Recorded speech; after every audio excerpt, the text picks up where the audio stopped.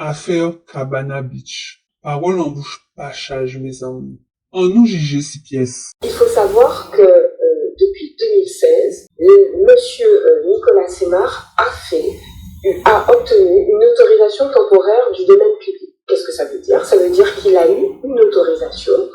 Que disait cette autorisation? Cette autorisation permettait de faire des activités nautiques, mais prévoyait aussi la possibilité d'installer des constructions mobiles sur pilotis, donc en bois sur pilotis béton.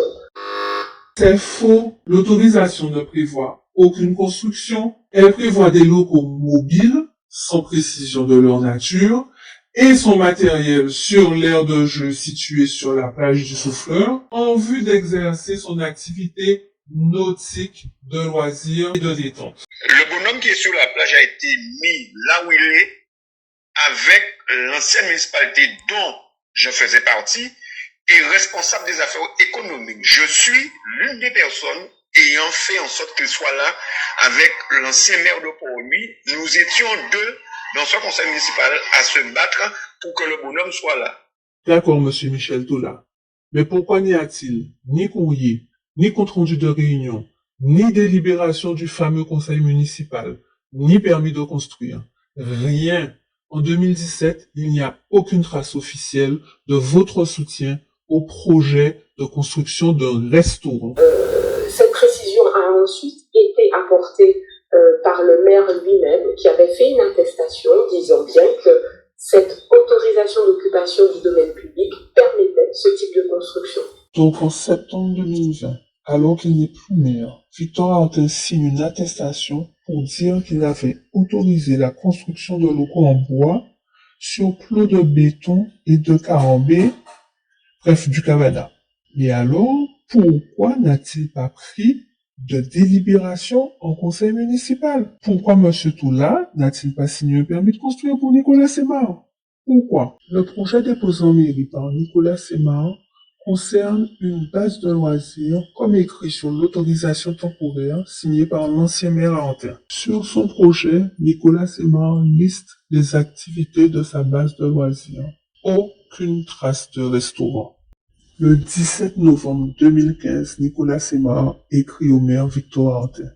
La base nautique que je compte ouvrir proposera comme activité la location de jet ski, l'initiation d'engins hydropropulseurs, la pratique d'engins gonflables tractés, la location de pédalos et de paddles. Voilà ce que répond le maire Victor Artin le 17 mars 2016. Avis sur le projet de création et d'implantation d'une base nautique. Et il précise qu'il n'a pas compétence de la gestion du lieu d'implantation de cette structure.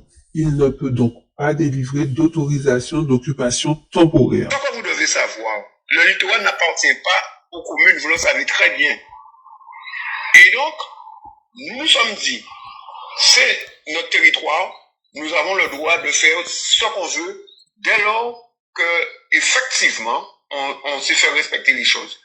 Nous avons installé le bonhomme, parce qu'à l'époque, on avait une convention avec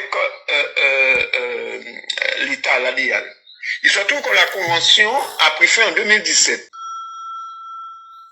Effectivement, M. Toula, la convention a pris fin en décembre 2017, ce qui a mis fin à l'autorisation temporaire pour la base nautique. Quant à lui, Victor Artin, lors de son audition en janvier 2023,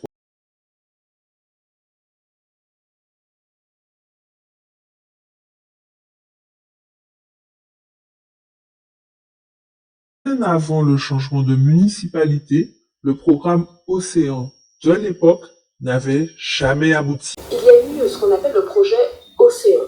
Le projet Océan, c'est un projet qui était initié par la région, qui prévoyait un aménagement du littoral, et notamment à Port-Louis. Et il y a eu, dans le cadre de ce projet Océan, une proposition donc, du Cabana Beach pour intégrer ce projet. Proposition qui a fait l'objet d'une enquête publique, qui a permis en réalité de vérifier s'il y avait des oppositions à l'intégration en fait de ce projet Océan dans le secteur. Et il s'agissait pour le Cabana Beach de prendre un petit peu plus d'ampleur. C'est faux. Le rapport d'enquête publique de l'époque ne mentionne absolument pas le Cabana Beach ou même un quelconque restaurant.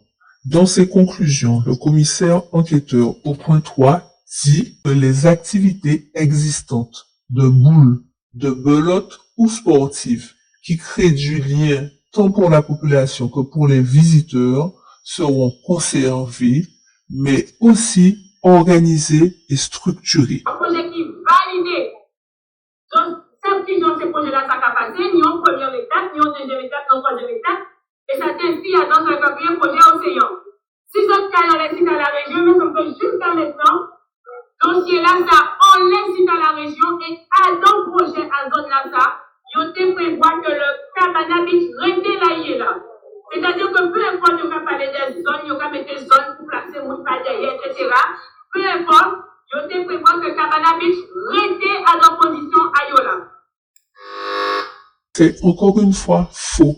On voit bien sur la carte de l'ancien programme Océan qu'aucune référence n'est faite au Cabana Beach. À l'endroit de son emplacement, il n'y a que la bande sableuse. Les bâtiments du village artisanal étaient prévus à la place de l'ancien terrain de pétanque et des bâtiments communaux démolis par l'actuelle municipalité en raison de sa vision sur son littoral. Les conseilleurs ne sont pas les payeurs. Quand un homme choisit et décide d'assumer une responsabilité de maire, il s'engage à faire appliquer par chacun la loi, parce que les règles sont le seul moyen d'espérer l'équité. Il faut savoir que face à une construction illégale, le maire a l'obligation de dresser un procès-verbal d'infraction. S'il ne le fait pas, il peut être poursuivi au pénal et n'importe lequel de ses administrés, y compris ses opposants politiques, peuvent le dénoncer. Plusieurs fois, on est allé voir donc Monsieur Semar et sa société, NetJet, pour essayer de clarifier les choses et à chaque fois, donc il le sait très bien, il n'a absolument aucun permis de construire dans le domaine de la restauration, notamment sur cette plage. Plusieurs fois, on est allé lui dire arrêtez de construire puisque vous n'avez pas le droit de construire, non seulement vous n'avez pas d'autorisation, mais en plus cette plage est interdite à la construction. Et bien, il a continué, il a persisté. La deuxième décision administrative est basée sur une contravention sur les parcelles AO 989 et AO 1070. C'est faux, monsieur Kiaba. Il n'y a pas d'erreur de parcelle. Au moment de la contravention, la plage n'avait pas de numéro au cadastre. Le procès-verbal pour contravention de grande voirie fait donc référence aux parcelles AO 989 et AO 1070 qui sont toutes deux en limite de la parcelle occupée par le Cabana Beach. Toute la procédure administrative est faite à partir des références des parcelles voisines. D'ailleurs, sur toutes les décisions, le terme utilisé comme sur le PV de contravention de grande voirie, c'est « au droit de ». Cela signifie « en limite de ».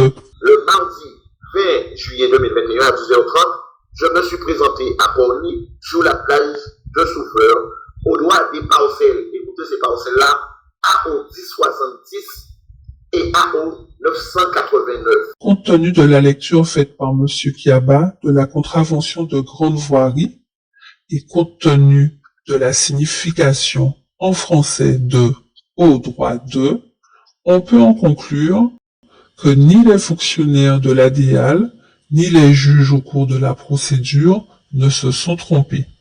D'ailleurs, la Cour administrative d'appel de Bordeaux a écarté l'erreur de parcelle.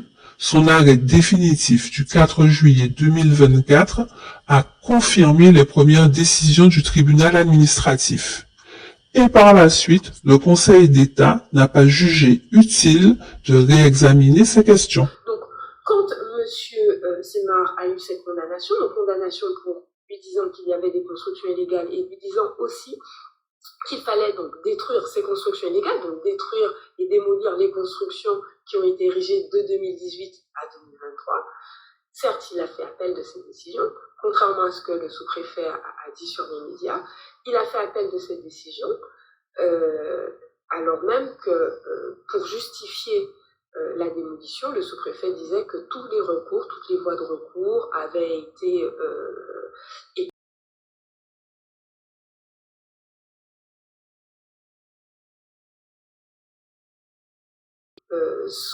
sa démolition est encore en appel. On n'a toujours pas de, c'est intéressant, on n'a toujours pas de data.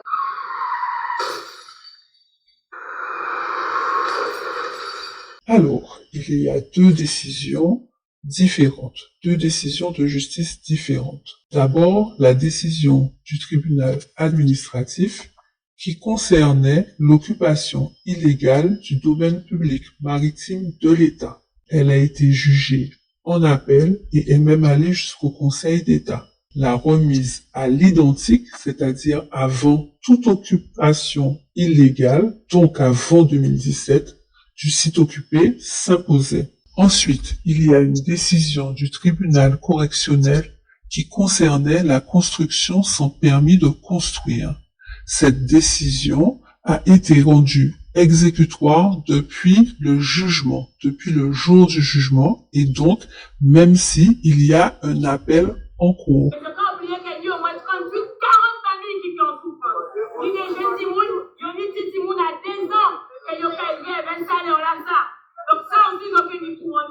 Pour sauver les emplois, il suffisait d'accepter de sortir de l'illégalité en se déplaçant de moins de 100 mètres. Des propositions ont été faites en 2021, en 2022, en 2023, en 2025. En 2023, la commune a engagé près de 40 000 € de travaux pour réaliser un terrassement de manière à accueillir la structure et à intégrer les futurs besoins en assainissement pour l'écoulement des eaux.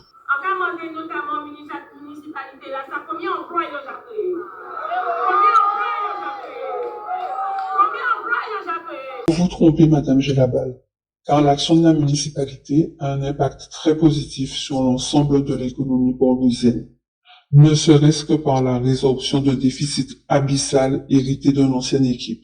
Il faut ajouter les titularisations, les recrutements, les augmentations d'heures, l'amélioration du pouvoir d'achat de nos personnels. Ajoutez-y notre politique d'insertion. Et parlons du village artisanal. C'est 14 entreprises, 10 de Port-Louis, 9 jeunes de la tranche d'âge de Monsieur Semar.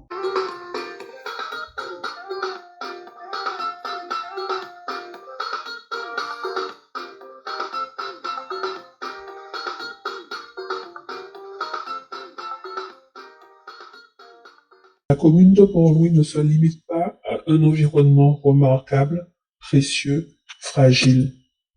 La commune de Port-Louis ne se limite pas à une entreprise, à un jeune, à une famille. La commune de Port-Louis, ce sont aussi les administrés qui ont fait des pétitions. Ce sont aussi ceux qui ont porté plainte, déposé des mains courantes. La commune de Port-Louis, ce sont les croisiéristes et les opérateurs handicapés par les pannes du poste de refoulement encrassé par les graisses du cabana. Ce sont tous les porteurs de projets et les jeunes entrepreneurs qui se plaignent d'une concurrence déloyale. La commune de Port-Louis, ce n'est pas un, ce n'est pas une famille, ce sont tous les Port-Louisiens. Port-Louis n'est pas la Guadeloupe. Le maire de Port-Louis n'est pas le maire de Sainte-Anne ou d'ailleurs. Le maire de Port-Louis, comme sa majorité municipale, a une vision pour son littoral. Ils appliquent à Port-Louis les mêmes règles pour tous, qu'il s'agisse de personnes venues d'ailleurs, comme les deux Corses, de communes voisines, qu'il s'agisse de projets publics, comme la compagnie International Petroleum. À Port-Louis, c'est toujours non. Nous protégeons notre littoral. Être patriote, c'est participer à construire un projet pour la Guadeloupe, travailler à bâtir demain pour nos enfants, pour les prochaines générations avec conscience et responsabilité. Être patriote, c'est briser les spirales de méconnaissance. Être patriote, c'est asseoir cette décision sur un socle de valeurs et de principes inaliénables allant dans le sens d'un bien commun. Être patriote, c'est avoir le courage d'instaurer et ou de faire respecter des règles, les mêmes pour tous, en faveur du pays. Parce que quel que soit le statut de la Guadeloupe, Il y aura toujours des lois, une police, un système judiciaire. Nous avons le devoir pour notre pays et pour les générations futures de prendre nos responsabilités sans faillir. En nous à rester acheter chat en sac. Il faut juger à partir des éléments objectifs, des documents, de ce qu'on a vu, de ce qu'on a lu, de ce qu'on a compris. On ne peut que s'interroger sur le fait qu'un jeune entrepreneur avec des idées innovantes n'ait trouvé aucun conseil pour éviter qu'on en arrive là. Dès 2017, il y a une première contravention. En 2018, une première proposition de déplacement. En 2020, le premier arrêté municipal demandant l'interruption des travaux d'extension. Le cabanan n'est alors qu'une petite guérite, etc., jusqu'à l'issue qu'on connaît aujourd'hui. Pourquoi nous là? Parce que les conseillers, pas les payés.